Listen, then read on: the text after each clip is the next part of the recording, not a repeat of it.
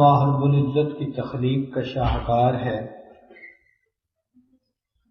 اس کو اللہ رب العزت نے جو نعمتوں سے نوازا، ایک پھڑکتا ہوا دماغ اور دوسرا دھڑکتا ہوا دل. یہ پھڑکتا ہوا دماغ علم کا برتن ہے، اس میں علم سمو جاتا ہے، اور یہ دھڑکتا ہوا دل عشق الہی کا برتن ہے، اس میں محبت الہی بھر جاتی ہے. اور یہ دونوں چیزیں انسان کے سیدھے رستے کی رہنمائی کے لیے ضروری ہے.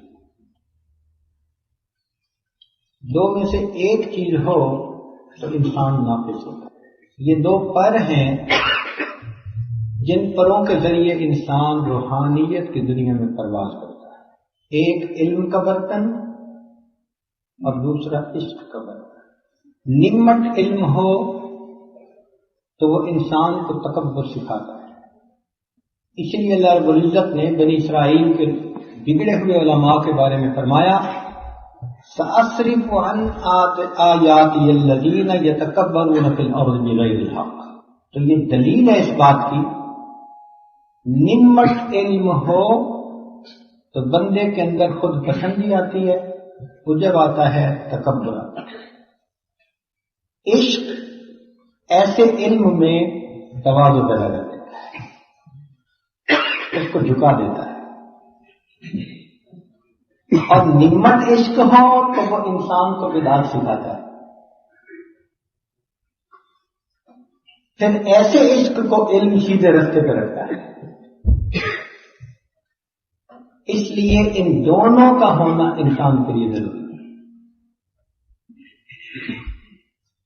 جس بندے میں یہ دونوں نعمتیں نصیب ہوں اس کو کہتے ہیں کہ اس کا تزکیہ ہو چکا ہے، اس کا باطن دھل چکا ہے، پاک ہو چکا ہے. وہ جگہیں جہاں تزکیہ کی محنت کروائی جاتی ہے ان کو آج کی دنیا میں خانقاہیں کہا جاتا ہے. ان کی تاریخ بہت پرانی ہے. حسن بصری رحمۃ اللہ علیہ جو بخاری شریف کے راوی ہیں، امام بخاری رحمۃ اللہ علیہ نے جن کے اقوال کو بخاری شریف میں نقل فرمایا، قال الحسن کے الفاظ سے ان کا تذکرہ کیا. ان کے تقوی پر، ان کے علم پر حضرت علی رضی اللہ تعالی عنہ نے اپنی مہر لگائی. چنانچہ ایک مرتبہ بصرہ تشریف لائے تو مختلف حضرات درس قرآن دیتے تھے.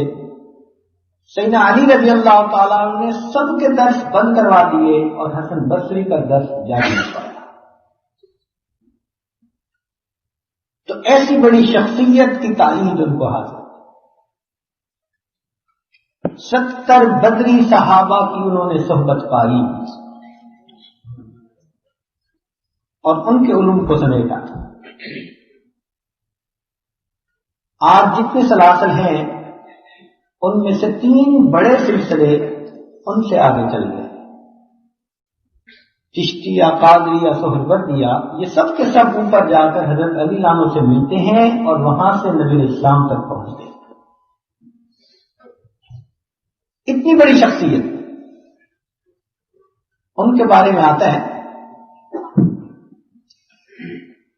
کہ وہ روزانہ حدیث کا درس کیا کرتے تھے. لیکن ایک دن انہوں نے ہفتے میں ایسا متعین کیا تھا کہ جس میں اپنے گھر میں وہ اپنے قریبی رفقاء کو بلاتے تھے اور ان کے درمیان بیٹھ کر وہ نفس کی اصلاح کے اوپر گفتگو کیا. یہاں تک کہ محدثین نے یہ بات لکھی کہ ایک مرتبہ اس محفل میں کسی شخص نے ان سے حدیث کی روایت کا سوال کیا تو وہ غضبناک ہوئے. فرمان لگے تجھے پتہ نہیں کہ میں روزانہ درس حدیث لیتا ہوں؟ یہ محفل خاص اس لیے ہے کہ نفس کی اصلاح کی باتیں اس میں کی جائیں. اس کی مکاریاں کیا ہیں، ان مکاریوں سے انسان بچ کیسے سکتا ہے، کیا صورت اختیار کرنی چاہیے، یہ ہم نے فقط اس لیے محفل منعقد کی تو گویا دور صحابہ میں یہ خانقاہوں کی بنیاد تھی۔ نفس کی باریکیوں کے بارے میں سوچنا، اس کے علاج کے بارے میں سوچنا، اصلاح کے لیے قدم اٹھانا، میرے اندر سے باطنی بیماریاں، غرور، تکبر، عجب، خود پسندی، حسد، کینہ، شہوت، یہ کیسے دور ہو جائیں؟ تو یہ اس محفل کے اندر وہ ان حضرات کے سامنے بیان کیا۔ یہ اس وقت کی بے نام تربیت گاہیں تھیں، نام نہیں تھا مگر تربیت گاہیں تھیں، اور یہی تربیت گاہیں آگے چلتی رہیں، اور آج کے دور میں مشائخ جہاں بھی ہوتے ہیں انہی انداز پر اپنے متعلقین کی تربیت کی کوششیں کرواتے ہیں۔ ایسی محنت کرنا کہ نفس کے اندر سے خباثت نکل جائے اور اس کے اندر خیر آ جائے، اس کو تزکیہ کی محنت کہتے ہیں، اور یہ ہر انسان کے اوپر لازم ہے۔ اللہ تعالیٰ نے اس کے ساتھ فلاح کو نفی کیا، فرمایا قد افلح من تزکا، تحقیق فلاح پا گیا وہ جو ستھرا ہوا۔ تو یہ چیز ہم میں سے ہر بندے کے لیے لازم ہے کہ وہ اپنے نفس سے ان اخلاق ذمیمہ کو، گندگیوں کو دور کر کے اپنے اندر خیر کو بھرنے کی کوشش کرے۔ اس کے لیے مشائخ کسی کو ذکر کہیں گے، کسی کو تلاوت قرآن کی تعلیم دیں گے، کسی کو کثرت نوافل کی بات کریں گے، جیسا مریض ہوگا اس کے لیے اسی طرح کی دوا ہو۔ کسی کو کہیں گے کہ تم مخلوق سے بھی رابطہ ذرا کم کر لو، کسی کو کہیں گے کہ تم حقوق العباد پورے نہیں کرتے تو وہ حقوق العباد پورے کرو۔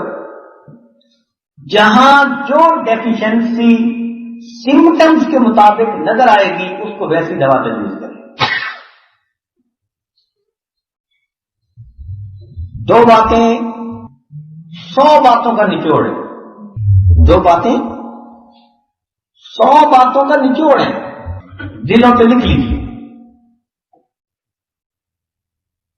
کیا؟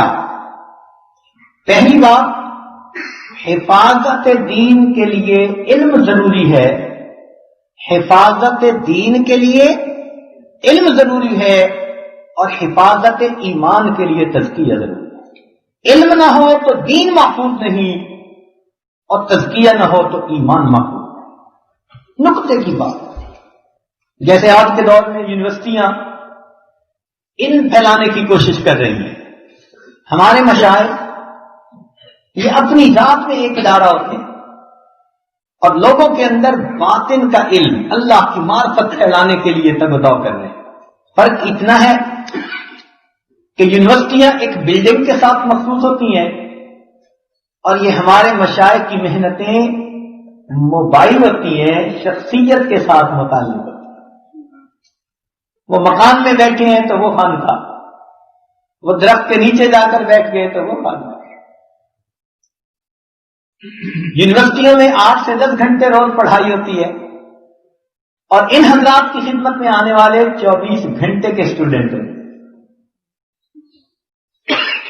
یونیورسٹیوں میں ہمیشہ جلوت میں پڑھایا جاتا ہے، اور ان مشائخ کی خدمت میں خلوت اور جلوت دونوں میں پڑھایا جاتا ہے۔ یونیورسٹیوں کے اندر لوگ بولتے ہیں تب علم ٹرانسفر ہوتا ہے، اور ان مشائخ کی خدمت میں وہ بولیں تو نور ہے اور خاموش رہیں تو نور علی نور ہے۔ حضرت خواجہ باقی باللہ رحمۃ اللہ بہت کم گفتگو کرتے تھے۔ کسی نے کہا کہ حضرت کچھ نصیحت کریں، لوگوں کو فائدہ ہوگا۔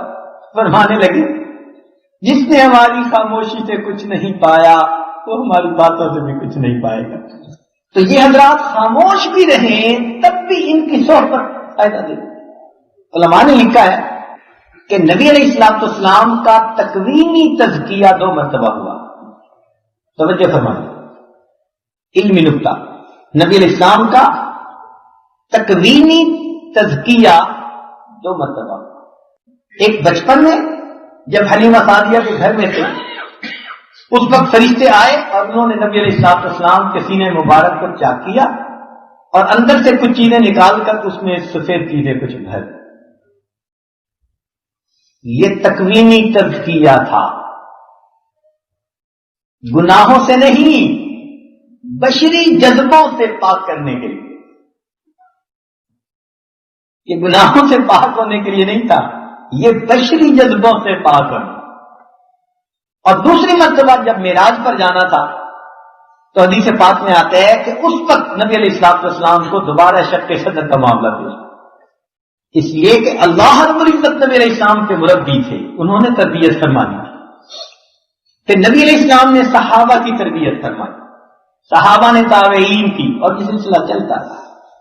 آج ہمارے مشائخ ہماری تربیت فرماتے، اس لیے ہم اپنے مشائخ کی خدمت میں اس معرفت کے نور کو حاصل کرنے کے لیے وقت گزارتے ہیں. ادب ان کا خیال جو ہے وہ سامنے رکھا جاتا ہے. ادب کے بارے میں دو باتیں سمجھ میں آئیں تو طلباء متوجہ ہوں کہ یہ بات ہمارے مشائخ نے بڑے واضح الفاظ میں لکھی ہے کہ جو شاگرد اپنے استاد کا ادب نہیں کرتا اس کے علم کو آگے جاری ہونے کا فیض نہیں ملتا. کوئی بھی طالب علم اگر بے ادب ہے نا تو آپ دیکھیں گے کہ وہ خود تو عالم بن گیا ہوگا، اس کے علم کو آگے پھیلاؤ نصیب، جریان اس کو نہیں نصیب ہوگا، جاری نہیں ہوگا اس کا فیض. اور جو طالب علم کتاب کا ادب نہیں کرتا ہمیشہ دیکھ لینا اس کے علم میں پختگی کبھی نہیں ہوگی. تو کتاب کا نہ ادب کرے تو علم میں پختگی نہیں ہوتی، استاد کا ادب نہ کرے تو انسان کے علم کا فیض جاری نہیں ہوتا. تزکیہ حاصل کرنے کے لیے انسان کو محنت کرنی پڑتی ہے، لیکن جب یہ تزکیہ نصیب ہو جاتا ہے تو پھر انسان کی پوری زندگی اللہ رب العزت کی رضا کے لیے. ان صلاتی و نسکی و محیای و مماتی للہ رب العالمین. اس بندے کے دل میں اللہ رب العزت کی محبت ایسی بھر جاتی ہے کہ اللہ تعالیٰ کے لیے، اس کے دین کے لیے اپنا سب کچھ قربان کرنا اس کے لیے آسان ہو جاتا ہے. صحابہ کرام کا تزکیہ محبوب کی ایک نظر سے ہو گیا تھا. دیکھیے آج کینسر کا علاج شوہوں سے ہوتا ہے یا نہیں؟ پہلے وقت میں یہ بات سمجھ میں نہیں آتی تھی، اب سمجھ میں آ سکتی ہے. اگر کینسر جیسی مہلک مرض کا علاج شعاعوں سے ممکن ہے تو کیا باطن کی بیماریوں کا علاج نبوت کی نگاہوں سے ممکن نہیں ہے؟ محبوب کی نظر پڑتی تھی، دلوں کی حالت بدل جاتی تھی.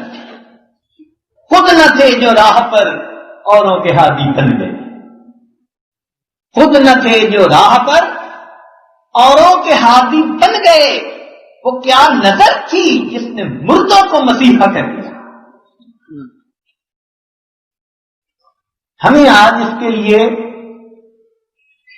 سالوں محنتیں کرنی پڑتی ہیں، ہم پھر بھی اس کی گدے راہ کو نہیں پہنچ پاتے. اور صحابہ کرام کو یہ نعمت محبوب کی پہلی محفل میں چند لمحوں کی حاضری سے نصیب ہو جاتی ہے. اس لیے صحابی کا لفظ صحبت سے بنا. علماء نے لکھا ہے کہ اس کے لیے سماع بھی ضروری نہیں ہے، نبی علیہ السلام کو دیکھنا بھی ضروری نہیں. اب کتنے صحابہ نابینا تھے، فقط محبوب کی صحبت میں ایمان کی نیت سے جس کو چند لمحے گزارنے کا موقع نصیب ہو گیا، علماء نے لکھا اس کو صحابیت کا شرف حاصل ہو گیا. یہ ایسے ہی ہے کہ جیسے مقناطیس کے پاس آپ کسی لوہے کے ٹکڑے کو لائیں تو وہ مقناطیس لوہے کو بھی مقناطیس بنا دے. اس لیے صحابہ کرام کے لیے دین کی محنت کرنا، دین کی قربانیاں کرنا یہ سب کا آسان تھا. کیا فرمایا؟ تعلمنا الایمان ثم تعلمنا القرآن. وہ ایک نظر تھی جو ایمان سے مالا مال کر دیا کرتی تھی. تو ایمان پہلے سیکھا، قرآن بعد میں سیکھا. یہ برکتیں تھیں ان صحبتوں کی. اس لیے اس دین کی خاطر سے انہوں نے بہت قربانی. آج ہم اگر ان کی قربانیوں کے واقعات پڑھیں تو حیرت ہوتی ہے. امت کے علماء صلحاء کا فرض منصب یہ بھی. قرآن عظیم الشان اللہ تعالیٰ ارشاد فرماتے ہیں وَالرَّبَّانِيُّونَ وَالْأَحْبَارُ بِمَا اسْتُحْفِظُوا مِنْ کتاب اللہ. ربانیون رب والے، مربی حضرات، جن کو آج کے دور میں ہم اللہ والے کہتے ہیں، کہ یہ اللہ والے اور احبار حبر کی جمع علماء، کہ علماء اور مشائخ کا فرض منصبی کیا ہے؟ بما استحفظوا من کتاب اللہ، اللہ تعالیٰ کی کتاب کی حفاظت کرنا. اب کتاب کی حفاظت سے یہ مراد نہیں ہے کہ اس کو کلوزٹ کے اندر تالے میں ڈال کے وہ رکھیں گے محفوظ کر لیا، نہیں. محفوظ رکھنے کا مطلب اس کی تعلیمات کو اپنی زندگی میں لاگو کر لیں. اس کو کہتے ہیں کتاب کی حفاظت. اس کی تعلیمات کو حفاظت اپنے زندگی میں لاگو کرنا اور اسے آنے والی نسلوں تک پہنچانا، یہ حفاظت ہے. اس کو کہتے ہیں تمسک بالکتاب والسنت. کتاب اور سنت کو دانتوں سے مضبوطی سے پکڑ لینا. اب دیکھیے اللہ تعالیٰ ارشاد فرماتے ہیں یا یحییٰ خذ الکتاب بقوہ.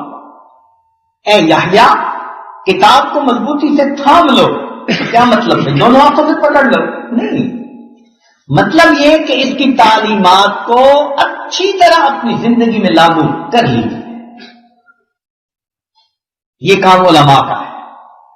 ہر دور اور ہر زمانے میں یہ علماء کا فرض منصبی رہا، کیونکہ اس کام کو لے کر انبیاء تشریف لائے.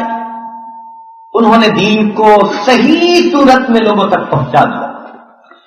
اب اس نعمت کو قیامت تک آگے لے کر جانا یہ ہر دور اور ہر زمانے کے علماء اور صلحاء کی ذمہ داری. اس کے لیے قربانیاں دیں، اس کے لیے محنتیں کریں، اس کے لیے فکر مند ہوں، جان مال وقت جو کچھ لگانا پڑے اس کے لیے وہ لگائیں. اس دین کی خاطر نبی علیہ السلام نے کتنی تکلیفیں اٹھائی. کتابوں میں لکھا ہے کہ نبی علیہ السلام مکہ مکرمہ کی گلی میں سے گزر رہے ہیں. چند اوباش قسم کے نوجوان ادھر سے گزر رہے تھے. انہوں نے نبی علیہ السلام کو گھیرے میں لے لیا. ایک نے کہا کہ یہ وہ ہیں جو ہمارے معبودوں کو برا کہتے ہیں. چنانچہ انہوں نے عجیب و غریب الفاظ استعمال، نازیبا الفاظ استعمال کرنے شروع کر. پھر ان میں سے ایک نے محبوب کے جبہ مبارک کو کھینچا، کسی نے امامہ کو کھینچا، کسی نے منہ مبارک کو کھینچا. عجیب انہوں نے طوفان بدتمیزی برپا کر دیا. اب محبوب درمیان میں ہیں اور وہ نوجوانوں نے گھیرا ہوا، حتیٰ کہ ان میں سے ایک نے محبوب کے چہرے انور کے اوپر تھوکا، دوسرے نے بھی اسی طرح کیا. ایک نے مٹی اٹھائی اور محبوب کی مبارک آنکھوں میں ڈالی.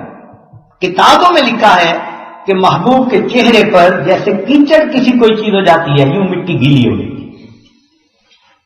جب خوب انہوں نے اپنی طرف سے نبی علیہ السلام کو ایذا پہنچا لی تو وہ کہنے لگے کہ اچھا اب تو ہم چھوڑتے ہیں، آئندہ اگر آپ نے ہمارے معبودوں کو برا کہا تو ہم اس سے بھی زیادہ برا سنیں گے. یہ کہہ کے وہ مکہ کے کمینے چلے گئے. کسی نے سید زینب جو آپ صلی اللہ علیہ وسلم کی بڑی صاحبزادی تھی، اگرچہ چھوٹی تھی عمر لیکن باقی اولاد سے بڑی تھی، ان کو جا کر بتایا تو وہ پیالے میں پانی ڈال کے لے کر آئیں. ابا حضور کی خدمت میں پیش کیا. نبی علیہ السلام نے وہ پانی کا پیالہ لے کر اپنے چہرے انور کو دھویا. جب بیٹی نے یہ حال دیکھا تو آنکھوں میں سے آنسو آ گئے. نبی علیہ السلام نے فرمایا بیٹی رو نہیں، جو پیغام تیرا والد دنیا میں لے کے آیا ہے، ایک وقت آئے گا یہ ہر کچے اور پکے مکان میں پہنچ کر رہے گا۔ محبوب نماز پڑھتے ہوئے سجدے میں ہے، ابو جہل اپنے ساتھیوں کو لے کر اونٹ کی اوجری اٹھا کر لاتا ہے اور محبوب کے اوپر ڈال دیتا ہے۔ اتنی بوجھل تھی کہ اللہ کے محبوب سجدے سے اوپر نہیں اٹھ سکے۔ پتہ نہیں کتنی دیر اس میں گزری ہوگی، آپ ذرا تصور تو کیجئے نا کہ سجدے کی حالت میں اوپر کمبل بھی ڈال دیں تو عجیب حالت ہے، اونٹ کی اوجری اوپر ڈال دی گئی اور محبوب اسی حالت میں۔ پتہ نہیں کب کسی نے دیکھا اور پھر مسلمانوں کو پتہ چلا اور پھر انہوں نے جا کر اس کو ہٹایا اور محبوب نے سجدے سے اوپر سر اٹھایا۔ نبی اسلام نے فرمایا کہ سب انبیاء کو دین کی خاطر تکلیفیں اٹھانی پڑی، لیکن مجھے سب سے زیادہ دین کی خاطر تکالیف، سب سے زیادہ تکالیف، دین کی خاطر فکر مند۔ ایک رات بارش تیز ہوئی، گرج چمک کے ساتھ، بادل اتنے گرج رہے تھے کہ دل دہل رہا تھا، موسلادھار بارش۔ اس وقت میں ابو جہل کا دروازہ کھٹکھٹایا گیا،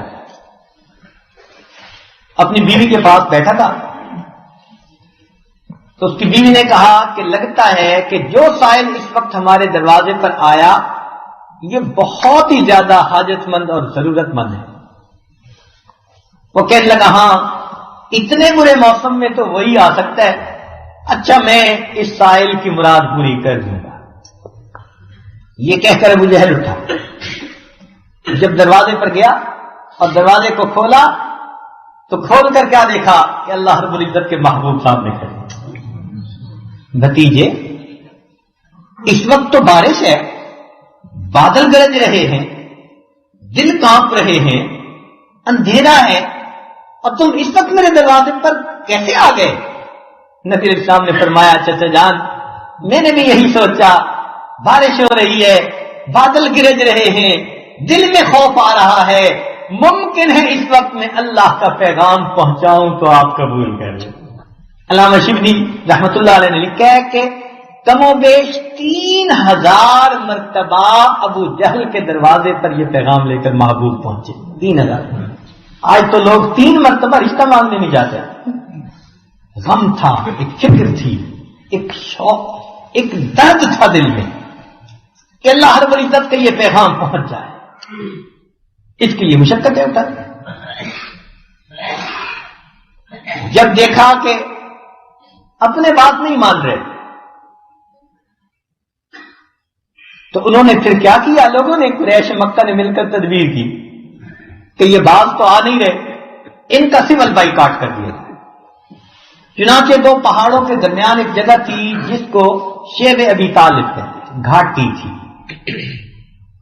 نبی علیہ الصلوۃ والسلام اور آپ کے قریبی رشتہ دار، مرد، عورتوں، بچوں کو سب کو مجبور کر دیا گیا کہ یہ اس گھاٹی میں جا کر رہے۔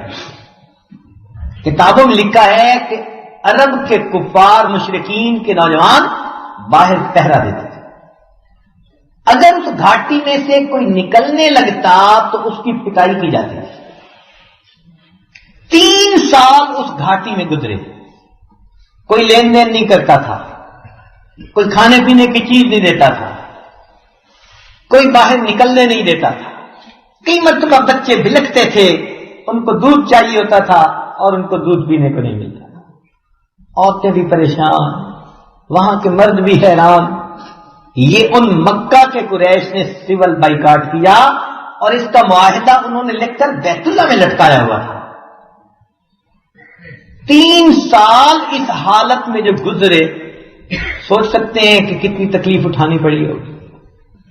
پھر اللہ رب العزت کی مدد آئی، اس معاہدے کو دیمک نے کھا لیا تو نبی علیہ الصلوۃ والسلام نے اپنے وہ قریبی عزیزوں کو بتایا کہ دیکھیے اللہ تعالیٰ نے تو اس معاہدے کو ختم کروا دیا۔ جب دیکھا تو دیمک کھا چکی تھی، پھر آپ وہاں سے باہر۔ اب آپ نے سوچا اپنے تو بات مانتے نہیں، چلو طائف میں چلے جاتے ہیں۔ تو قریب کا ایک علاقہ تھا، وہاں پہنچے اور وہاں کے چند بڑوں سے بات کی۔ انہوں نے بھی کوئی پراپر ریسپانس نہیں دیا، بلکہ بچے لگا دیے پیچھے تاکہ نبی علیہ السلام کو وہ تکلیف پہنچائے۔ انہوں نے پتھر پھینکے، محبوب کی مبارک پنڈلیوں سے خون جاری ہوا، حتیٰ کہ آپ کے نالین مبارک ان خون سے بھر گئے۔ اب پرایوں نے بھی یہی کیا، تو نبی علیہ السلام سارے دن کے تھکے ہوئے، کچھ کھایا پیا بھی نہیں، اور حالت یہ ہوئی ہمیں تو کوئی جھڑک کے نکال دے تو ہماری کیا حالت ہوتی ہے، تو محبوب کے ساتھ تو یہ معاملہ پیش آیا۔ تو محبوب آئے، ایک انگور کا باغ تھا، وہاں آ کر تشریف فرما ہوئے، اتنے میں جبریل علیہ السلام آ گئے۔ اے اللہ کے محبوب، یہ فرشتے ہیں، ایک پہاڑوں کا ایک ہوا کا، آپ اگر اجازت دیں پہاڑوں کو ٹکرا کے اس قوم کو ختم کر دیا جائے، ہوا کی آندھی کے ذریعے ان کا نام و نشان مٹا دیا جائے۔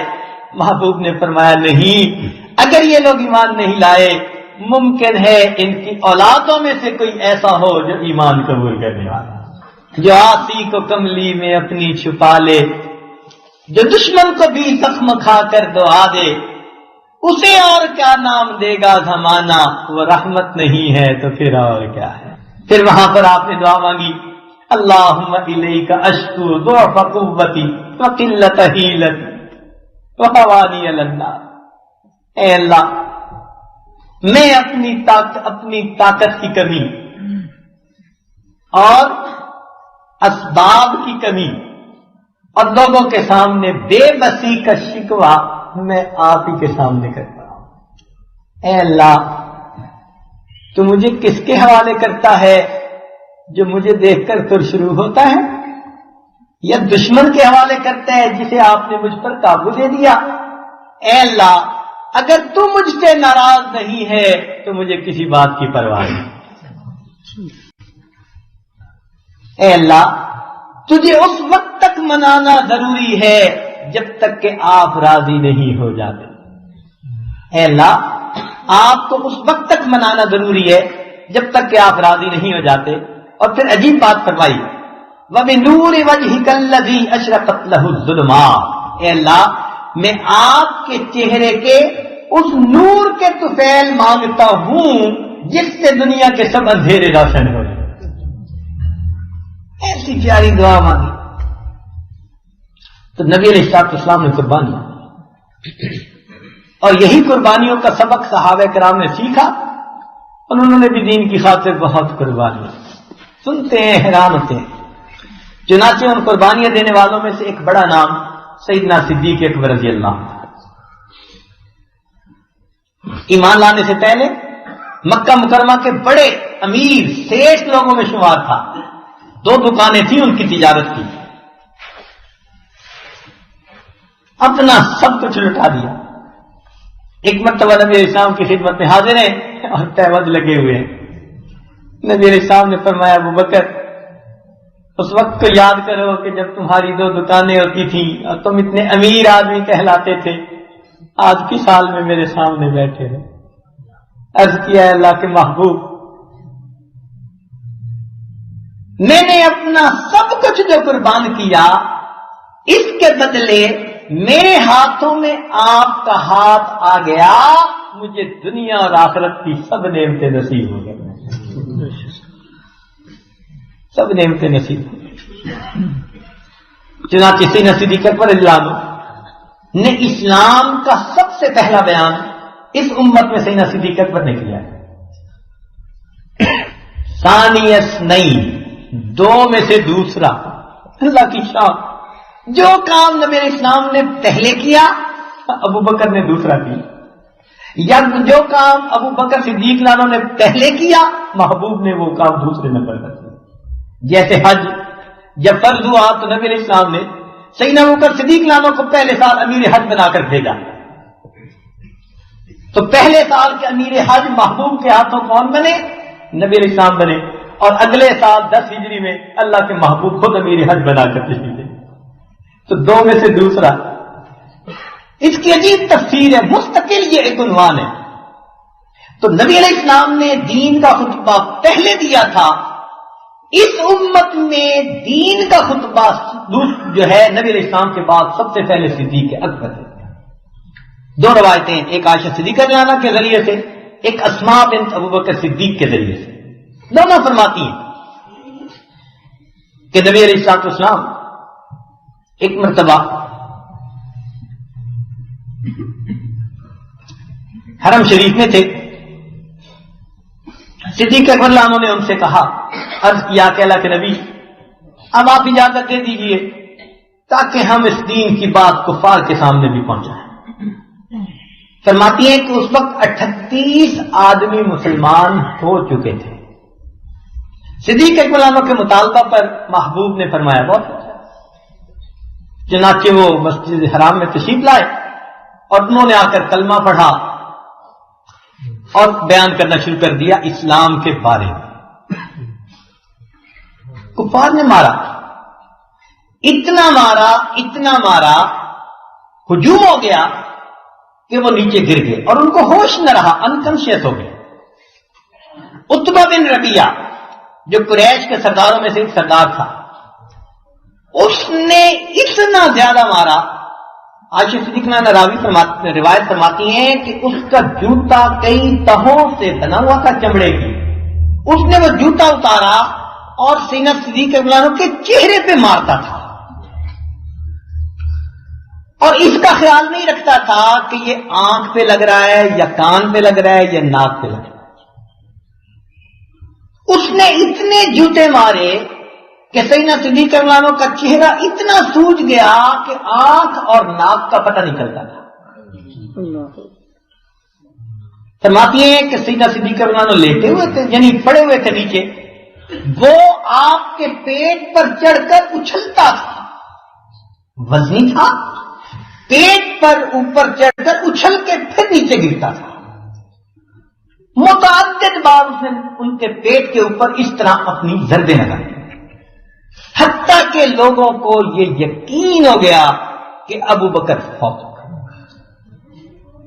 اس وقت کسی نے بتایا تو بنو تمیم کے لوگ بھاگے ہوئے آئے اور انہوں نے آ کر ان کو اٹھانا چاہا تو اٹھتے نہیں تھے، وہ تو جیسے لاش سی ہوتی ہے، کپڑا بچھایا اور کپڑے کے اوپر بوری میں جس طرح ڈالتے ہیں اس طرح بوری میں ڈال کے اٹھا کے لے اور جاتے ہوئے کہہ گئے اگر ابو بکر فوت ہو گیا تو ہم عتبہ بن ربیعہ سے اس کا بدلہ لیں گے۔ وہاں گئے گھر میں تو ایک دو دن تو ہوش نہیں آیا، گھر والے پریشان، قبیلے والے پریشان، بالآخر جب ہوش آیا، کتاب میں لکھا ہے کہ سیدنا صدیق نے پہلا سوال یہ کیا اپنی ماں ام خیر سے، امی نبی علیہ السلام کے حال کا کچھ پتا ہے؟ امی میرے محبوب کے حال کا کچھ پتا ہے؟ جب وہ باقی لوگوں نے سنا جو قبیلے کے تھے مگر مشرک تھے، وہ یہ سن کر چلے گئے۔ اب ماں باقی رہ گئی۔ ام خیر نے کہا کہ بیٹے تیری یہ حالت ہو گئی، تجھے اتنا مارا گیا، تیرا جسم زخموں سے چور چور ہے اور تو اس وقت بھی ان کا نام لیتے ہیں، چلو کچھ دودھ پی لو، کچھ کھا لو، تم نے اتنے دیر سے نہیں کھایا۔ قسم اٹھا لی جب تک میں اللہ کے محبوب کا دیدار نہیں کروں گا میں کچھ نہیں کھاؤں گی۔ اللہ عاشق ساتھی، یہ عشاق کی حالت ہوتی۔ اب وہ حیران ہے، ام خیر کہنے لگی کہ میں اب کیسے معلوم کروں کہ تمہارے محبوب کس حال میں ہے؟ کہنے لگے کہ ام جمیل کے پاس چلے جائیے، یہ عمر بن خطاب لانا کی بہن ام جمیل بنت خطاب، ان کے پاس جائیں اور ان سے پوچھیں۔ ام خیر ان کے پاس گئی اور ان سے پوچھا کہ جی مسلمانوں کے پیغمبر اسلام، وہ ایمان لا چکی تھی مگر اپنا ایمان چھپاتی تھی، مجھے کیا پتا کون کہاں پہ ہے، تمہارے بیٹے کا کیا حال ہے؟ اس نے کہا بس ذرا ہوش میں آیا ہے۔ کہنے لگے چلو میں بھی تباہ پرسی کر لیتی ہوں۔ وہ اس بہانے ام جمیل ساتھ آ گئی اور آ کر صدیق فلانوں سے پوچھا کہ آپ کس حال میں؟ ان کا آگے سے جواب کہ نبی علیہ السلام کس حال میں ہیں، کہاں پہ؟ تم نے کہا تمہاری والدہ سن رہی ہے۔ مان لے کہ میری ماں کی فکر نہ کرو، تم مجھے بتاؤ میرے محبوب کہاں ہے؟ انہوں نے سمجھا کہ محفوظ بات ہے، وہ کہنے لگی کہ دار کم میں ہے۔ فرمان لگے پھر مجھے لے چلو، میں جب تک محبوب کو نہیں دیکھوں گا میں کچھ نہیں کھاؤں گا. اب دو عورتیں ہیں, رات کا وقت ہے, خود چلا نہیں جاتا. ایک نے ایک بازو پکڑا اور دوسرے نے دوسرا بازو پکڑا, اور اس طرح وہ ٹیک لگا لگا کر چلتے چلتے, حالانکہ چہرہ سوجا ہوا ہے, زخم لگے ہوئے ہیں, اور اس حالت میں چلتے چلتے چلتے دار ارقم میں پہنچے. حدیث پاک میں آتے ہیں کہ جیسے ہی دار ارقم میں پہنچے, نبی علیہ السلام نے دیکھا, آپ اٹھ کھڑے ہوئے اور ابو بکر پر جھکے اور ان کے ماتھے کو بوسہ دیا. محبوب کا دل اتنا خوش ہوا کہ انہوں نے سیدنا صدیق اکبر عنہ کے ماتھے پہ بوسہ دیا. فرماتے ہیں کہ اس کے بعد صحابہ جھک گئے اور وہ بھی ابو بکر کے اسی جگہ پر بوسہ دیتے تھے جہاں محبوب نے بوسہ دیا تھا. صحابہ بھی اسی جگہ پر بوسہ دیا, سب چوم رہے ہیں. دین کی خاطر آپ نے اتنی مشقتیں اٹھائیں. اس وقت ابو بکر صدیق نے جب محبوب کو دیکھ لیا دل مطمئن ہو گیا. اب دوسری بات کرتے ہیں, اللہ کے محبوب, یہ میری والدہ ام خیر مجھے لے کر آئی ہے, اگر آپ دعا فرما دیں تو یہ بھی ایمان قبول کریں. دیکھا دین کا غم. نبی علیہ السلام نے دعا فرمائی اور ابو بکر صدیق کی والدہ وہیں پر ایمان لے آئی. اب یہ واقعہ کہ اس سے پہلے نبی علیہ السلام کو جو ہے ایذا پہنچائی گئی تھی, ایک ہی دن بدھ کا دن ہے یہ. صبح میں نبی علیہ السلام کو اسی طرح جو ہے تکلیف پہنچائی گئی تھی, اور شام میں ابو بکر صدیق کو تکلیف پہنچائی گئی. ادھر سے حضرت حمزہ اللہ نے شکار کھیل کر آئے تو کسی نے کہا جی کہ آپ کے بھتیجے کے ساتھ تو آج یہ معاملہ ہوا. پھر انہوں نے بھی ایذا پہنچانے والوں سے بدلہ لیا, نبی علیہ السلام کی خدمت پہ پہنچے اور انہوں نے آ کر بھی ایمان قبول کر لیا. یہ 39ویں بندے تھے. اور اگلا دن جمعرات کا تھا. رات محبوب نے دعا فرمائی, اللہ عمر بن الخطاب یا عمر بن حشام میں سے کسی کو ایمان کی توفیق عطا فرما. اور جمعرات کے دن عمر لانو بھی حاضر ہوتے ہیں, کلمہ پڑھتے ہیں, مسلمان ہوتے ہیں, اور 40 بندوں کے ہونے کے بعد پھر اللہ تعالیٰ ساری جماعت کو مسجد حرام میں عبادت کی توفیق عطا. دین کی خاطر ایسی مشقتیں برداشت کی تھی. یاسر رضی اللہ تعالیٰ عنہ کا گھرانہ, خود بھی بوڑھے ہیں, بیوی بھی بوڑھی ہے, ہڈیوں کے ڈھانچے دونوں بوڑھے. بیٹا ہے اس کا نام عمار, مگر چونکہ غلام تھے برابر میں لٹا کر ان کے اوپر چٹانیں رکھی جاتی. اب بتاؤ, جس جوان بیٹے کے بوڑھے باپ کے ساتھ ایسا ہو رہا ہو اور جس کی بوڑھی ماں کے ساتھ ایسا ہو رہا ہو, اس بیٹے کے دل پہ کیا گزرتی ہوتی, مگر کر کچھ نہیں سکتے تھے, مجبور تھے. نبی علیہ السلام ادھر سے گزرتے, یاسر اللہ عنہ نبی علیہ السلام کو دیکھتے اور پوچھتے, اے اللہ کے محبوب یہ امتحان کب ختم ہوگا؟ محبوب فرماتے کہ اے آل یاسر ان موعدکم الجنہ, صبر کر لو تمہارا ٹھکانہ جنت. جب کئی دن ان سب کو جو ہے تکالیف پہنچائی گئی اور پھر بھی یہ اپنی بات پر جمے رہے, تو بالآخر ابو جہل ملعون نے ایک دفعہ ان بڑھیا کے جو ہے وہ جسم کے نازک اعضاء میں خنجر گھونپ دیا, اور یہ اسلام میں شہید ہونے والی پہلی خاتون بنی. مردوں نے بھی قربانی دی, عورتوں نے بھی قربانی. سیدہ زنیرہ رضی اللہ تعالیٰ عنہ ابو جہل کی باندھی ہیں مگر بوڑھی ہیں, کلمہ پڑھ لیا. پتہ چلا ابو جہل نے کہا میرے گھر کی باندھی اور کلمہ پڑھے.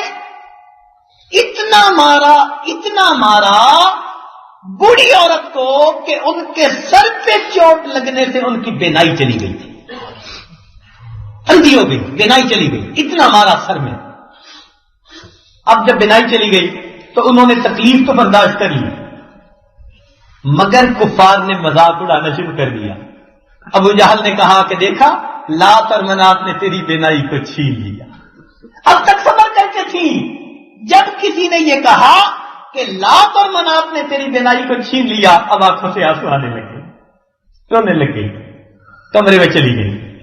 وہاں جا کر سجدے میں سر ڈال دیا, مالک انہوں نے مجھے مارا, میں نے تکلیف برداشت کر لی, اے مالک میں سب کچھ برداشت کر سکتی ہوں، لیکن اگر یہ مجھے تانا دے کہ لات اور منات نے یہ تیری بینائی کو زائل کر دیا، مجھ سے یہ برداشت نہیں ہوتا۔ مالک جب پیدا نہیں ہوئی تھی آپ نے مجھے پیدا کیا، آپ ہی نے بینائی دی، آپ ہی نے واپس لی، اگر آپ واپس لے سکتے ہیں تو مجھے دے بھی سکتے ہیں۔ مولا بڑھیا کے اٹھے ہاتھوں کو قبول کر لے۔ ایسی دعا مانگی، اللہ تعالیٰ نے بینائی دی۔ وہ باہر نکل کر کہتی ہیں لوگوں کہتے تھے تم کہ لات اور منات نے واپس لے لی، دیکھو میرے پروردگار نے بینائی لی تھی، میرے پروردگار نے بینائی واپس عطا کی۔ بوڑھی عورتوں کا یہ نبی علیہ السلام سن 6 ہجری میں عمرے کے ارادے سے تشریف لے جاتے ہیں۔ راستے میں ایک جگہ کفار نے بندے بھیجے اور انہوں نے کہلوا دیا جی کہ اس سال ہم آپ کو عمرہ نہیں کرنے دیتے، جو صلح حدیبیہ کا معاملہ پیش آیا۔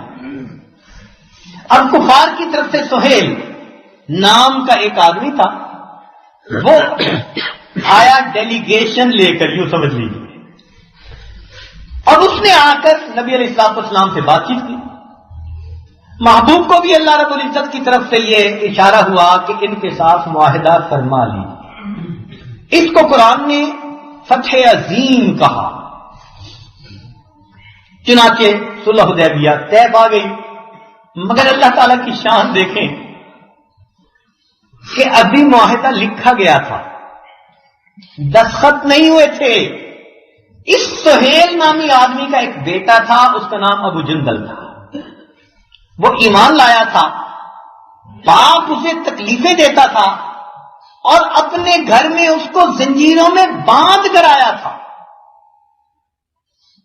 پیچھے بیٹے کو موقع ملا تو وہ زنجیروں کے سمیت ہی مکہ سے چلا اور اس جگہ پر آ پہنچا۔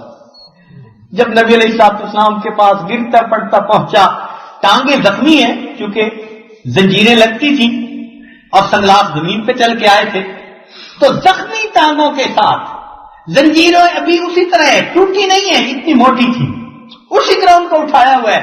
اور بالآخر نبی علیہ السلام کے سامنے پہنچے، اللہ کے نبی میں ان تکلیفوں میں نکل کر اب آپ کی خدمت میں حاضر ہوں، میرے محبوب اب مجھے آپ پروٹیکشن دے دیجیے۔ سہیل نے دیکھا، اس نے کہا یہ میرا بیٹا ہے، یہ تو واپس کرنا پڑے گا۔ نبی علیہ السلام نے فرمایا بھائی معاہدے پر دستخط تو ابھی نہیں ہوئے، لکھا ہی گیا ہے نا۔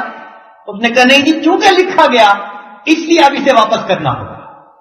نبی علیہ السلام نے فرمایا بھائی میرے کہنے پر اسے مجھے دے دو۔ نے کہا نہیں۔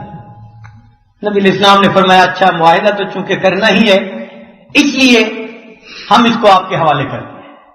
اب جب سہیل کو یہ پتا چلا کہ میرے حوالے کر دیا، باپ اٹھتا ہے، نبی علیہ السلام کے سامنے اپنے بیٹے کے رخسار پہ تھپڑ لگاتا ہے۔ ابو جندل لانو روتے ہیں، بے بس ہیں، اللہ کے محبوب سامنے ہیں، مسلمان سامنے ہیں، اور ان کی زنجیریں پاؤں میں لگی ہیں اور ان کا والد ان کو پکڑ کے پھر لے جاتا ہے۔ وہ روتے ہوئے کہتے ہیں اللہ کے محبوب مجھے پہلے اتنی تکلیفیں پہنچی، اب مجھے لے جائیں گے تو پتہ نہیں میرا کیا حال ہو۔ اللہ کے محبوب فرماتے ہیں صبر کرنا، اللہ صبر کرنے والوں کے ساتھ۔ اس جوان نوجوان کو پھر اللہ کے حوالے کر دیا۔ ابھی تھوڑی دیر گزری تھی، ایک اور صحابی نوجوان ابو بصیر ان کا نام ہے، وہ بھی اپنے آقا سے جان چھڑا کر وہاں پہنچ جاتا ہے۔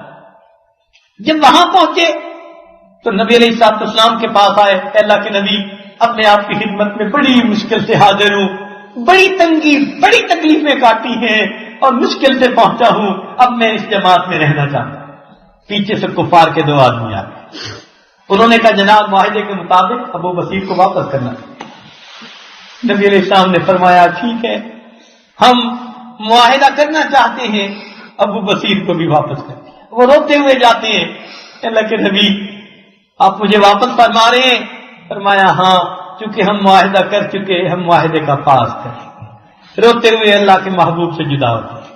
اللہ تعالیٰ کی شان دیکھیے کہ ابو بصیر رضی اللہ تعالیٰ عنہ ان 2 آدمیوں کے ساتھ جب گئے تو راستے میں وہ لوگ تھک کر بیٹھ گئے، ابو بصیر لانو بھی بیٹھ گئے۔ ان میں سے ایک ذرا اونگنے لگا اور دوسرا ان سے باتیں کر رہا تھا۔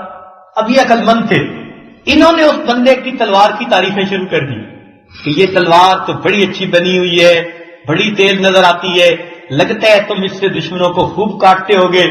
اس نے کہا میں نے اس کو مارا اور اس کو مارا۔ وہ ذرا شیخی میں آ گیا اور شیخی میں آ کے اس نے دکھانے کے لیے ان کو جو دیا، انہوں نے تلوار پکڑ کے اسی کا گلا کاٹ دیا۔ اب دوسرا جو تھا وہ بھاگ گیا وہاں سے۔ جب دوسرا بھاگ گیا تو یہ اب دوبارہ نبی علیہ السلام کی خدمت میں حاضر ہوئے اور اسی جگہ پر کہتے ہیں اللہ کے نبی آپ نے معاہدے کے مطابق مجھے بھیج دیا تھا، لیکن اب تو میں خود دوبارہ آپ کے پاس پہنچا ہوں تو معاہدہ تو پورا ہو گیا۔ اللہ کے محبوب نے فرمایا ابو بصیر میں جنگ بھڑکانا نہیں چاہتا، میں سلو کر چکا ہوں، جنگ بھڑکانا نہیں چاہتا۔ ان الفاظ سے ان کو محسوس ہو گیا اب بھی اگر کوئی کفار کی طرف سے آئے گا تو نبی علیہ السلام مجھے بھیج۔ چنانچہ وہ وہاں سے پھر چل پڑے۔ کہاں گئے؟ سمندر کا کنارہ تھا، ادھر جا کر انہوں نے پڑاؤ ڈال دیا۔ اب اکیلے بندے ہیں وہاں رہتے ہیں۔ یہ خبر کہیں ابو جندل کو پہنچی، اللہ کی شان کہ وہ بھی اپنے والد سے آنکھ بچا کے وہ بھی وہاں پہنچ گئے۔ کچھ اور حضرات تھے وہ بھی اسی طرح پریشان تھے۔ اب انہوں نے کہا کہ فیصلے کی وجہ سے نبی علیہ السلام تو ہمیں رکھیں گے نہیں، وہ بھی وہاں پہنچ گئے۔ اللہ کی شان کے کفار مکہ کے تجارتی قافلے ادھر سے جایا کرتے۔ اب انہوں نے کہا کہ ٹھیک ہے، انہوں نے ہمیں ستایا، اب ہم ان سے نمٹیں گے۔ اب یہ چند نوجوان تھے جو تجارتی قافلہ گزرتا ہی اس کے اوپر حملہ کرتے اور تجارت والوں کا راستہ بند کر دیا۔ اتنا تنگ ہوئے کہ بالآخر قریش مکہ نے نبی علیہ السلام کو خط لکھا، واسطے دیے کہ ان لوگوں کو آپ اپنی پناہ میں لے لیں، کم از کم کسی ڈسپلن میں تو آ جائیں گے، انہوں نے تو ہمارا جینا حرام کر دیا۔ جب نبی علیہ السلام کو وہ خط پہنچا تو محبوب نے خط لکھوایا اور ابو بصیر کے نام لکھا کہ آپ لوگ یہ خط پہنچتے ہی آ جائیے۔ چنانچہ جب وہ خط پہنچا ابو بصیر رضی اللہ تعالیٰ عنہ اس وقت بیمار تھے اور اس وقت اپنی زندگی کی آخری سانس لے رہے تھے۔ آنے والے نے دکھایا آپ محبوب کی صحبت میں رہنا چاہتے تھے، اس وقت تو آپ کو محبوب نے اجازت نہ دی، اب اجازت ہے۔ انہوں نے اس کاغذ کو پکڑا اور پکڑ کے وہ دیکھنے لگے، وہ کاغذ سینے پہ گرا اور ان کی روح پرواز تھی۔ اب باقی حضرات جو تھے وہ نبی علیہ السلام کی خدمت میں آئے، ایسی تکلیفیں اٹھائیں، جنگل میں کھانا نہیں ملتا ہوگا، پینا نہیں، مکان نہیں، کوئی سہولتیں نہیں، زندگی گزار کتنی تکلیفیں اٹھانی پڑی ہوں، حیران ہوتے ہیں۔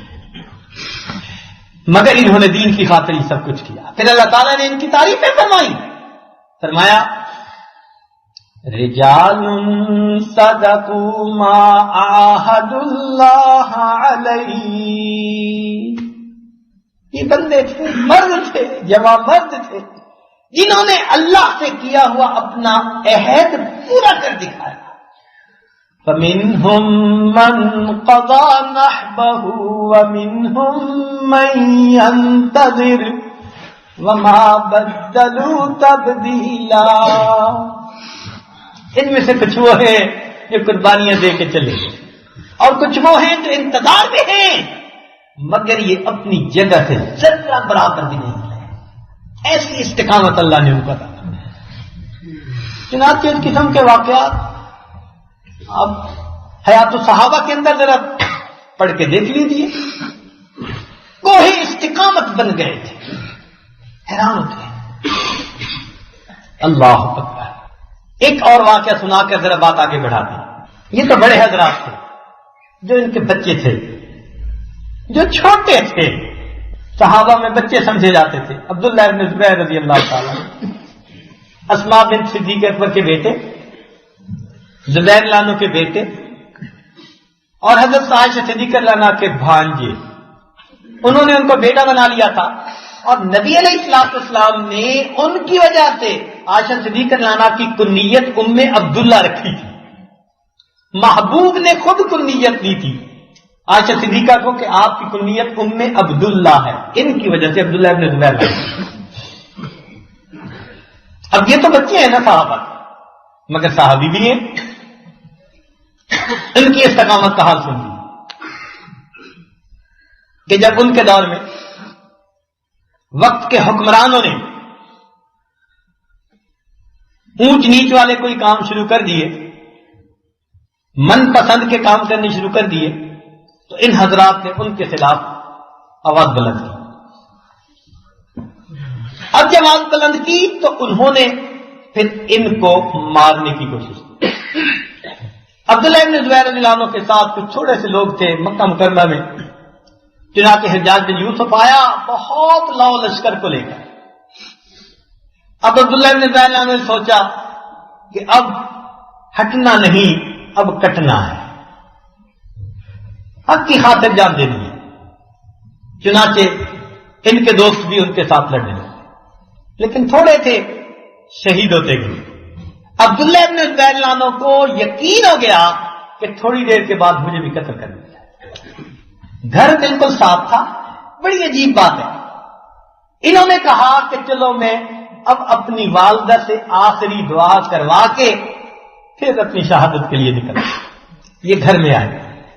اسماء رضی اللہ تعالیٰ عنہا اس وقت بوڑھی ہو گئی تھی اور ان کی بینائی کم ہو گئی تھی، جیسے موتیا بند آنے سے بڑھاپے میں بینائی کم ہو جاتی ہے۔ کتابوں میں لکھا ہے کہ وہ نابینا ہو چکی تھی، یعنی انہیں نظر نہیں آتا تھا، آنکھوں سے وہ پانی اتر آیا تھا۔ یہ اپنی والدہ کے پاس آئے اور آ کر کہنے لگے امی مجھے یقین ہے کہ تھوڑی دیر کے بعد مجھے شہید کر دیا جائے گا، اور میں آپ کے پاس آپ کی دعائیں لینے کے لیے آیا۔ ماں پوچھتی ہے بیٹے کیا تو اس سے گھبرا رہا ہے؟ جواب دیا ماں میں شہادت سے تو نہیں گھبرا رہا، اس بات سے گھبرا رہا ہوں کہ جب وہ مجھے شہید کریں گے تو میری لاش کا قیمہ بنا دیں گے، مسلح کر دیں گے۔ تو آگے سے ماں کہتی ہے بیٹے جب بکری کو ذبح کر دیا جائے تو اس کی لاش کو اتارنے سے اسے تکلیف نہیں ہوا کرتی، اس کی کھال اتارنے سے بکری کو تکلیف نہیں ہوا کرتی۔ ماں جواب دیتی ہے بیٹے جب بکری کو ذبح کر دیا جاتا ہے تو ذبح کرنے کے بعد بکری کی کھال اتاری جائے تو بکری کو تکلیف کوئی نہیں ہوتی، جب تم شہید ہو جاؤ گے تو تمہاری لاش سے جو بھی کرے تمہیں اس سے کیا غرض ہے۔ ماں کہتی ہے بوڑھی کہنے لگے ماں میں اس لیے آیا ہوں کہ میں آپ کی دعائیں لے لوں۔ تو ماں اس وقت دعائیں دیتی ہے۔ ماں کہتی ہے اے اللہ میں اپنے اس بیٹے کے لیے دعا کرتی ہوں جو سردیوں کی لمبی راتوں میں تیرے سامنے قیام کیا کرتا تھا۔ 3 خوبیاں بتائیں اپنے بیٹے کی، ایسی مائیں تھیں اور ایسے بیٹے تھے، 3 خوبیاں بتائیں۔ اے اللہ تو جانتا ہے کہ میرا یہ بیٹا سردیوں کی لمبی راتوں میں تیرے سامنے قیام کیا کرتا تھا۔ اے اللہ تو جانتا ہے یہ گرمی کے لمبے دنوں میں تیرے سامنے حرم کی گرمی میں روزے سے رہا کرتا تھا، اور تو جانتا ہے کہ اس بیٹے نے اپنے ماں باپ کو خدمت کے ذریعے خوش کر دیا۔ اے اللہ اب اس میرے بیٹے کی مدد فرما دے۔ ماں رخصت کرتی ہے۔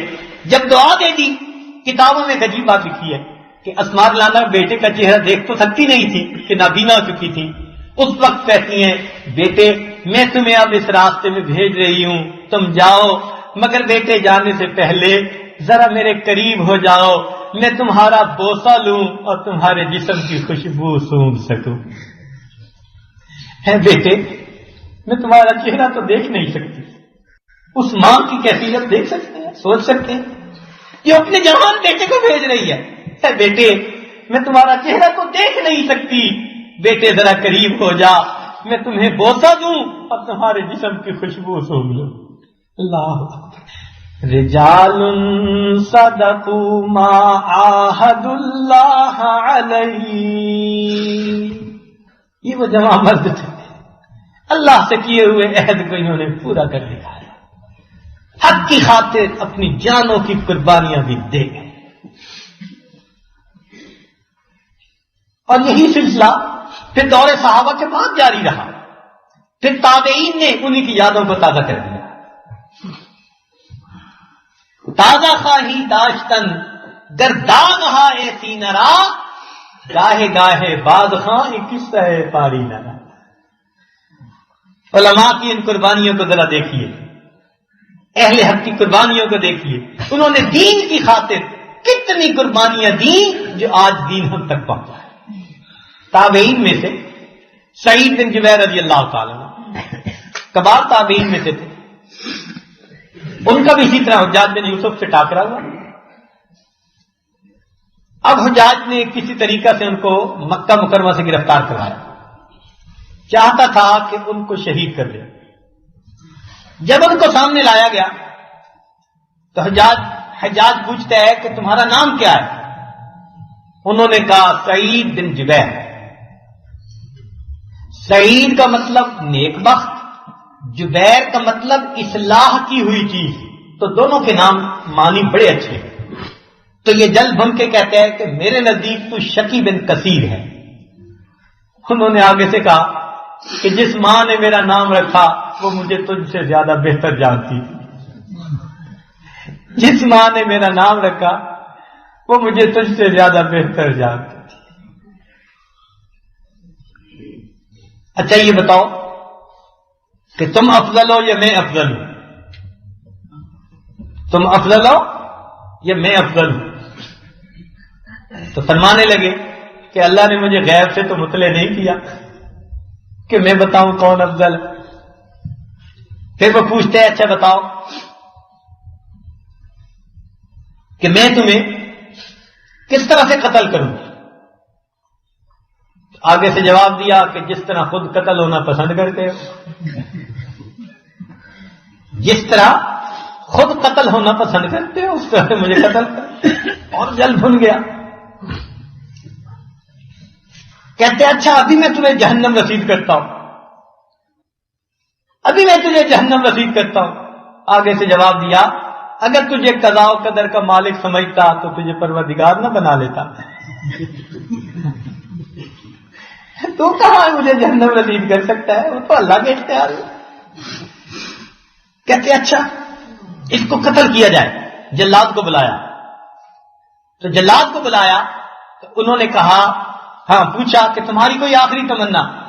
پر میں 2 رکعت نفل پڑھنا چاہتا ہوں. اس نے کہا پڑھو. سعید بن جبیر لانوں نے مختصر رکعتیں پڑھی، بہت جلدی 2 رکعت جلدی سے پڑھ لی. حجاج بن یوسف حیران ہوا، کہنے لگا اتنی جلدی مکمل کر لی؟ فرمایا ہاں اس لیے کہ تو نہ یہ سمجھے کہ موت کے ڈر سے یہ اپنی نماز کو لمبا کر رہا، تو یہ نہ سمجھے موت کے خوف سے اپنی نماز کو لمبا کر رہا. اس نے کہا اچھا جلاد کو لے جاؤ اور اس کو جا کر ذبح کر دو. اب جلاد اس کو لے کر باہر نکلا تو یہ ہنس پڑے. تو جلاد نے اسے آ کر بتایا کہ جی وہ تو کبھی ہنسے نہیں سنے، متفکر ہی رہتے ہیں، متواصل الحزن ہے ان کی طبیعت، اور اب ہنس پڑے. تو حجاج نے پھر بلایا. اس نے کہا ہنسے کیوں؟ کہنے لگے میں تمہارے تکبر پر اور اپنے پروردگار کے حلم پہ ہنس رہا ہوں. تمہارے تکبر پر کہ تم کیا بول رہے ہو، اور اپنے پروردگار کے حلم پہ ہنس کرا رہا ہوں. میرے مولا تو کتنا حلیم ہے. اس نے کہا اچھا ان کو میرے سامنے ذبح کر دو. جب اس نے کہا میرے سامنے ذبح کر دو تو سعید بن جبیر رحمۃ اللہ علیہ نے اپنا چہرہ فوراً قبلے کی طرف کر لیا اور فرمایا انی وجہت وجہی للذی فطر السماوات والارض حنیفا وما انا من المشرکین. حجاج بن یوسف کو غصہ آیا، کہنے لگا اس کا چہرہ قبلے کی طرف سے پھیر دو. لوگوں نے چہرہ پھیر دیا. انہوں نے قرآن کی آیت پڑھی فَأَيْنَمَا تُوَلُّوا فَثَمَّ وَجْهُ اللَّهِ. اس نے کہا ان کو اوندا منہ لٹا دو.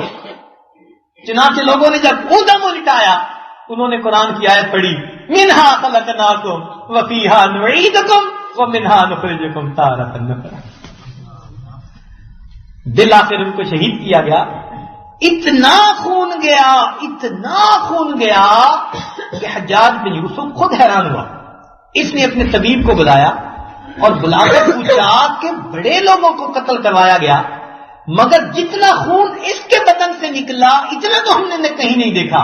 طبیب نے کہا کہ لگتا ہے جب اس بندے کو جو ہے قتل کیا گیا اس کے دل میں ذرہ برابر خوف نہیں تھا، اس کا خون اصلی حالت پر باقی رہا، اس لیے زیادہ بہا، دوسرے لوگوں کا خوف کی وجہ سے خون خشک ہو جائے گا، شہید کیا گیا اور ان کو ڈر ہی ہوئی۔ اللہ، شہید ہونا پسند کر لیا مگر کتاب کی تعلیم سے پیچھے نہیں اٹھے۔ یہ لوگ تھے جو تمسک بالکتاب و سنت کرنے والے تھے۔ الذین یمسکون بالکتاب، اللہ، یہ تھے ہمارے علماء، یہ تھے اس وقت کے صلاح جنہوں نے کتاب کو مضبوطی سے پکڑے رکھا، دنیا کی آسانیاں نہیں دیکھی، تنگیوں سے گھبرائے نہیں، قرآن کو اپنے سینے سے لگائے رکھا۔ الذین یمسکون بالکتاب، اللہ، تمسک بالکتاب والسنہ، اور یہی سلسلہ پھر آگے چلتا ہے۔ امام مالک رحمۃ اللہ علیہ، امام دار الہجرہ، ابو جعفر منصور کی کسی بات پر انہوں نے فتویٰ اس کے خلاف دے دیا، اس نے کہا ان کو سزا دو۔ چنانچہ امام مالک رحمۃ اللہ علیہ، محدث، فقیہ، امام دار الہجرہ، ان کا چہرہ کالا کروا کے ان کو سواری پر بٹھایا گیا کہ پورے مدینہ میں ان کو چکر لگواتے ہیں، اور امام مالک کا یہ حال کہ اس گدھے یا سواری پر بیٹھے ہوئے لوگوں کو پکار کے کہہ رہے ہیں، لوگوں آپ میں سے جو مجھے پہچانتا ہے وہ پہچانتا ہے، جو نہیں پہچانتا وہ سن لے، میں مالک بن انس ہوں۔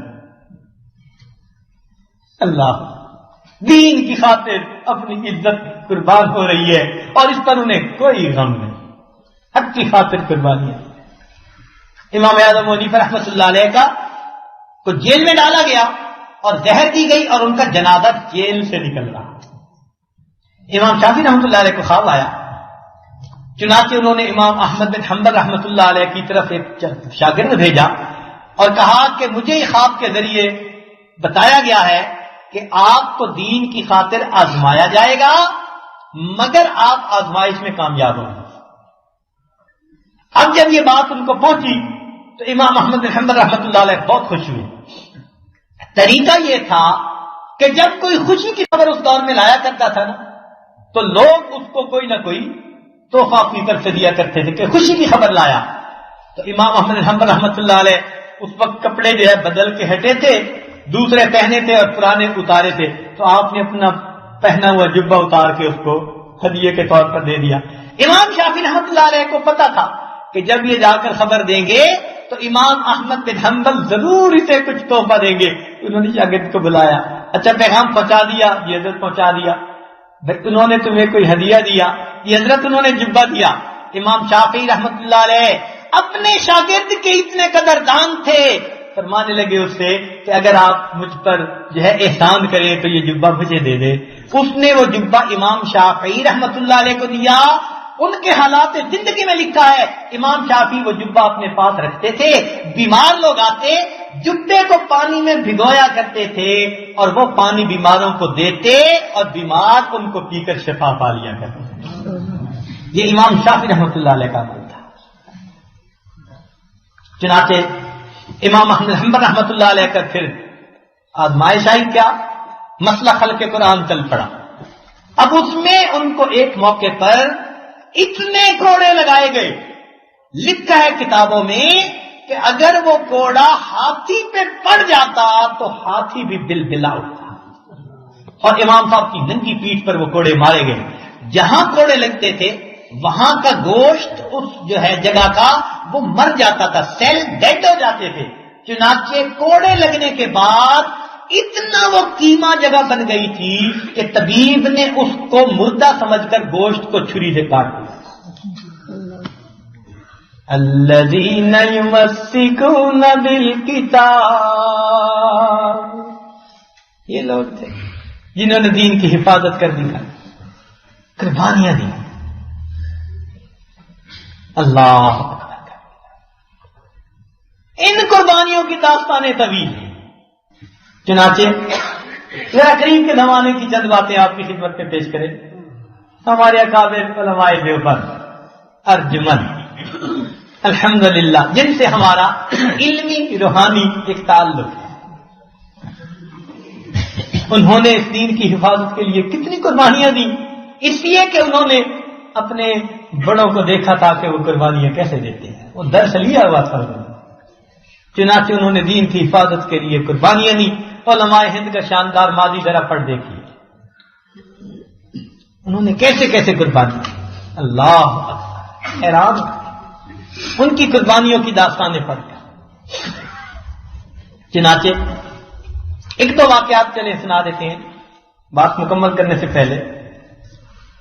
حضرت شیخ الہند رحمت اللہ علیہ کو جب کالا پانی بھیجا گیا تو وہاں پر حکام نے ان کو بہت تکلیفیں پہنچائیں، بہت تکلیفیں پہنچائیں، اور ان کو یہ کہا کہ آپ زبان سے اتنا کہہ دیں کہ میں تمہارا مخالف نہیں، واپس بھیج دیں، سزا ختم کر دیں۔ میں یہ الفاظ نہیں کہہ سکتا، یہ میرے دین کا مسئلہ ہے، میرا دین ہے، آپ مجھے دین کے خلاف کچھ کہیں گے میں کچھ نہیں کہہ سکتا۔ ان کو تکلیفیں دی جاتی، سخت تکلیفیں پہنچائی جاتی، مگر آپ کوہ استقامت بنے رہتے۔ چند شاگرد بھی ساتھ تھے، حضرت مدی رحمت اللہ علیہ، مولانا عزیر گل رحمت اللہ علیہ، یہ حضرات بھی ساتھ تھے۔ اب یہ حضرات جب اپنے شیخ الحدیث کو دیکھتے کہ اس قدر ان کو تکلیفیں پہنچ رہی ہیں تو ان کو بہت دکھ ہوتا۔ ایک مرتبہ انہوں نے کہا کہ حضرت ہم آپ کی یہ تکلیفیں تو دیکھ نہیں سکتے۔ فرمانے لگے کہ میں مصیبت میں گرفتار ہوں، الحمدللہ معصیت میں تو گرفتار نہیں ہوں۔ یہ جواب دیا کہ میں مصیبت میں گرفتار ہوں، الحمدللہ میں معصیت میں تو گرفتار نہیں۔ ایسا جواب دیا شاگرد۔ اللہ اچھا، اس دوران نا ایک اطلاع پہنچ گئی کہ جی اب فیصلہ ہو گیا ہے کہ ان کو قتل کر دیا جائے۔ اب جب یہ اطلاع ملی تو شیخ الہند رحمت اللہ علیہ کا چہرہ بڑا مغموم، بڑا فکر مند، رات کو نیند نہ آتی، دن کو نیند نہ آتی، بڑا فکر مند ہوتے۔ شاگردوں نے آپس میں فیصلہ کیا کہ ہمارے اکابر تو یہ پیغام سن کے خوش ہوا کرتے تھے، حضرت کو یہ پیغام ملا ہے تو فکر مند بہت ہو گئے، اب ہم کیسے حضرت سے کچھ بات عرض کریں۔ چنانچہ 2-3 دن کے بعد سب نے مل کر حضرت کی خدمت میں عرض کی کہ حضرت ہم آپ کو بہت زیادہ غمزدہ دیکھتے ہیں، اگر انہوں نے یہ حکم جاری بھی کر دیا تو اللہ تعالیٰ آپ کو شہادت کا رتبہ عطا فرمائیں گے۔ کہتے ہیں کہ یہ بات کہی تو شیخ الہند رحمت اللہ علیہ کا چہرہ سرخ ہو گیا، فرمانے لگے میں ان کی پھانسی سے نہیں ڈرتا، میں اللہ رب العزت کی شان بے نیازی سے ڈرتا ہوں، وہ پروردگار کبھی کبھی جان بھی لے لیتا ہے اور قبول بھی نہیں کیا کرتا۔ میں اللہ تعالیٰ کی شان بے نیازی سے ڈرتا ہوں، وہ پروردگار کبھی کبھی جان بھی لے لیتا ہے اور قبول بھی نہیں کیا۔ الذین یمسکون بالکتاب، یہ لوگ تھے دین کی خاطر قربانیاں۔ اللہ چنانچہ ایک مرتبہ جو حضرت کو بہت تکلیفیں پہنچائی گئیں، اس دن شاگردوں نے یہ فیصلہ کیا کہ ہم تو حضرت کی خدمت میں آج عرض کریں گے۔ چنانچہ حضرت کو رات کو نیند نہیں آ رہی تھی اور لیٹ بھی نہیں رہے تھے تکلیفوں کی وجہ سے، اور بیٹھے تھے، تو اس وقت شاگردوں نے کہا کہ حضرت آخر علماء نے ہیلے کے بارے میں بھی لکھا ہے، امام محمد رحمت اللہ نے کتاب الحیل بھی لکھی، تو کوئی ہیلا کہ جس کی وجہ سے آپ اس مصیبت اور پریشانی سے بچ جائیں، کوئی زومانی لفظ کہہ دیں، کوئی فکرہ بول دیں، کوئی ہیلا اختیار کر لیں۔ حضرت آخر فقہا نے باتیں لکھی ہیں نا، جب انہوں نے علمی انداز سے بات کی کہ حضرت کوئی ہیلا کر لیجئے تاکہ آپ اس سے بچ جائیں، ہم سے آپ کی تکلیفیں حضرت نہیں دیکھی جاتی، تو حضرت نے اس وقت جواب دیا ان سب کو تم کیا سمجھتے ہو کہ ان کی تکلیفوں پر میں پریشان ہو کر کچھ ایسی بات کر دوں گا جو یہ چاہتے ہیں، حسین احمد ہرگز نہیں، میں روحانی بیٹا ہوں حضرت بلال کا، میں روحانی بیٹا ہوں حضرت خباب کا، میں روحانی بیٹا ہوں ابو جندل کا، میں روحانی بیٹا ہوں ابو بصیر کا، میں روحانی بیٹا ہوں اما سمیہ کا، میں روحانی بیٹا ہوں امام مالک کا کہ جن کے چہرے پہ سیاہی لگا دی گئی تھی، میں روحانی فرزند ہوں امام اعظم ابو حنیفہ رحمۃ اللہ علیہ کا، اور میں روحانی بیٹا ہوں حضرت مجدد ثانی کا اور شاہ ولی اللہ محدث دہلوی کا۔ سنو، یہ لوگ میرے جسم سے جان تو نکال سکتے ہیں مگر میرے دل سے ایمان کو نہیں نکال سکتے۔ الذین یمسکون بالکتاب، دین کی خاطر اتنی قربانیاں دین دو، اللہ اکبر کر دیا۔ چنانچہ ایک آخری واقعہ کے بعد مکمل کر دیتے ہیں۔ یہ کتاب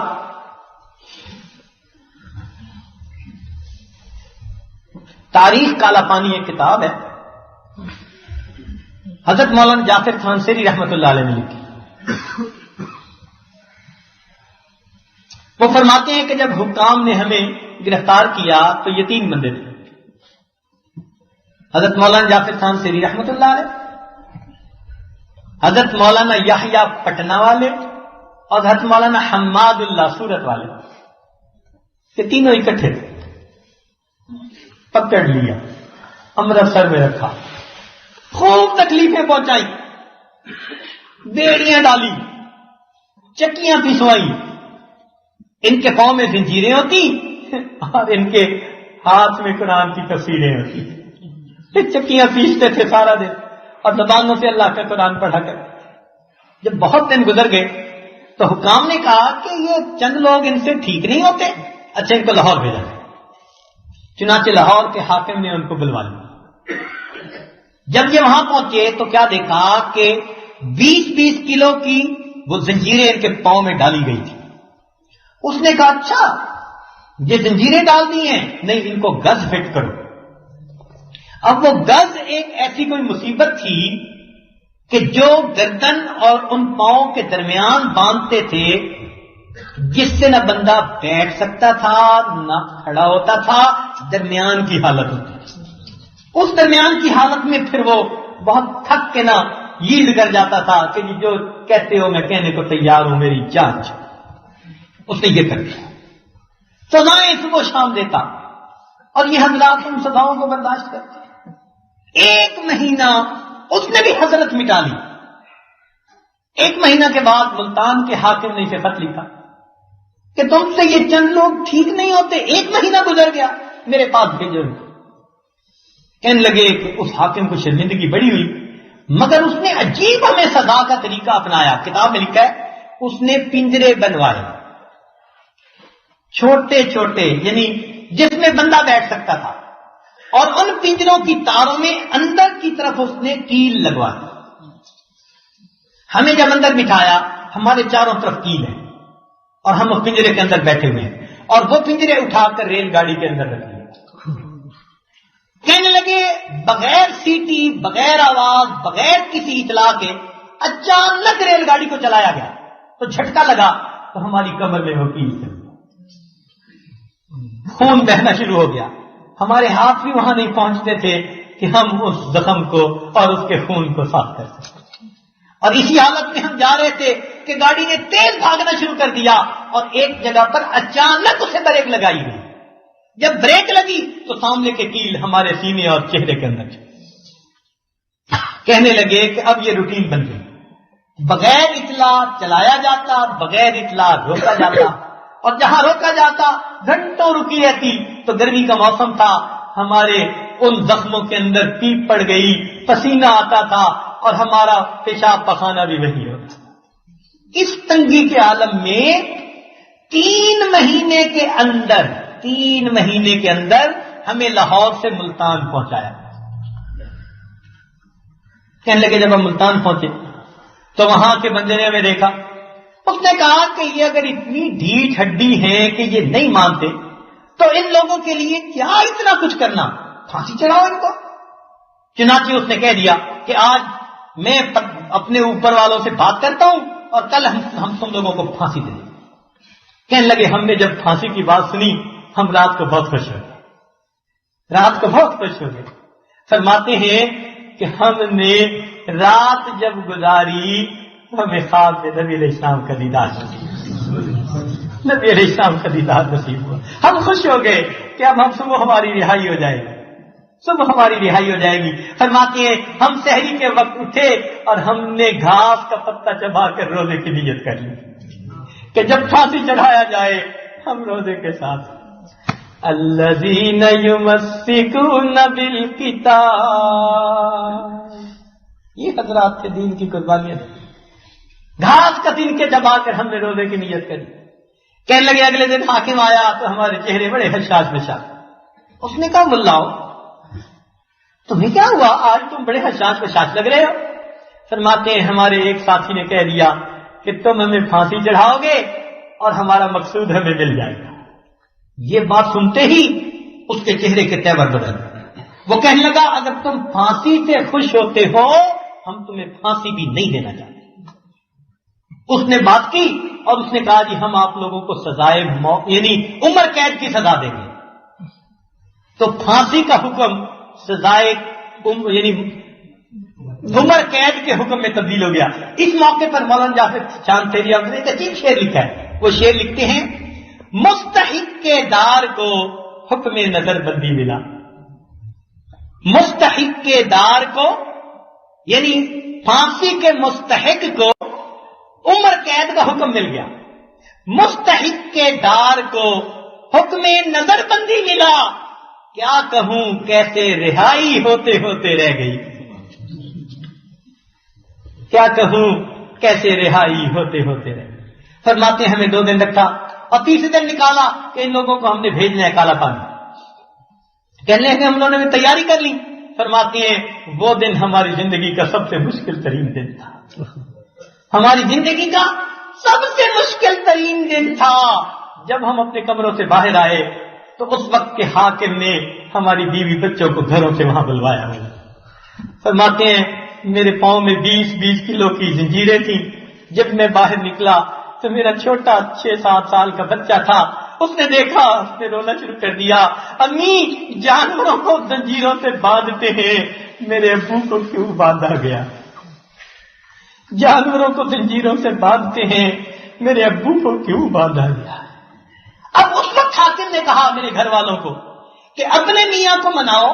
اگر یہ کہہ دے کہ میں اس وقت کی حکومت کے ساتھ ہوں، اتنے الفاظ کہنے پر ہم ابھی تمہارے ساتھ ان کو گھر بھیج دیں. کہنے لگے بیوی رونے لگے کتنے سالوں کی جدائی ہم نے کاٹی، اگر اتنے لفظ آپ بول دیں تو یہ آپ کو بھی آزاد کر دیں گے، تو لفظ بولنے میں کیا. فرمانے لگے اس وقت بیوی کو سمجھانا یہ سب سے مشکل تھا. بیٹا میری رام سے لپٹ کے رو رہا ہے اور بیوی برقعے میں رو رہی ہے اور کہتی ہے کہ یہ لفظ کہہ دو، اور ہم تو وہ لفظ کہنا نہیں چاہتے تھے. فرماتی ہیں بیوی کو سمجھایا کہ اللہ کی بندی تم نے اتنی قربانیاں کی، یہ اصول کی بات ہے، ہم دین کے خلاف کوئی بات نہیں کر سکتے. اللہ کی بندی یاد رکھنا زندگی ہے، اللہ تعالیٰ دنیا میں ملاقات کروائیں گے، مگر نہ پھر محبوب کے حوض کوثر پہ ملاقات ہوگی. الذین یمسکون بالکتاب، محبوب تھام لیا انہوں نے کتاب. فرماتے ہیں کہ اس طرح ہم نے اپنے بیوی بچوں کو روتا چھوڑا اور بالآخر ہم وہاں سے چل پڑے. فرماتے ہیں وہاں پھر ہم نے کالا پانی میں زندگی گزارنی شروع کر دی. اور پھر فرماتے ہیں کہ ایک وقت آیا کہ میرے گھر میں میری بیٹی جوان ہو گئی. میرے گھر میں میری بیٹی جوان ہو گئی تو میری اہلیہ نے مجھے خط لکھوایا کہ اب میں اکیلی ہوں، عورت زاد ہوں، باپردہ ہوں، بیٹی کی شادی کا وقت آ گیا، اب مجھے بتاؤ کہ میں کیا کروں. تو فرماتے ہیں کہ اس کو میں نے خط میں جواب لکھا کہ ایسا کرو کہ کسی قریبی شیخ طریقت سے رابطہ کرو اور ان کو میرے حالات بتاؤ اور ان کی خدمت میں گزارش کرو کہ حضرت آپ کی جماعت میں کوئی نیک متقی نوجوان ہے تو میری بیٹی کے لیے اس کو تجویز کر دیجیے. جب وہ کوئی نیک نوجوان تجویز کر دے تو فرمایا کہ اس وقت مسجد میں جا کر میری بیٹی کا نکاح کرنا، مگر اعلان کرتے ہوئے یہ کہنا، لوگوں آج زندہ باپ کی یتیم بیٹی کا نکاح ہو رہا ہے، بیٹی کو دعاؤں سے رخصت کر دو۔ لوگوں زندہ باپ کی یتیم بیٹی کا نکاح ہو رہا ہے، اس بچی کو دعاؤں سے رخصت کر دو۔ الذین یمسکون بالکتاب، اپنی بیٹی کے ساتھ اگر ایسا معاملہ ہو تو ہمارے دل پہ کیا گزرے گی؟ یہ دین ان قربانیوں کے بعد پھر ہم تک پہنچا ہے، اور آج اس دین پر عمل کرنا بھی ہمارے لیے مشکل ہو رہا ہے۔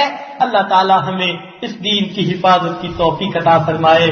میں سلام کرتا ہوں ان علماء کی عظمت کو، ان کی قربانیوں کو، کہ جنہوں نے دین کی خاطر اپنا سب کچھ لٹا کر اس دین کو ہم تک پہنچایا۔ اللہ رب العزت ان کو آخرت میں اپنے قرب کے اعلیٰ درجات عطا فرمائے، اور ہمیں اپنے روحانی اکابرین کے نقش قدم پر چلنے کی توفیق عطا فرمائے۔ وآخر دعوانا ان الحمد للہ رب العالمین۔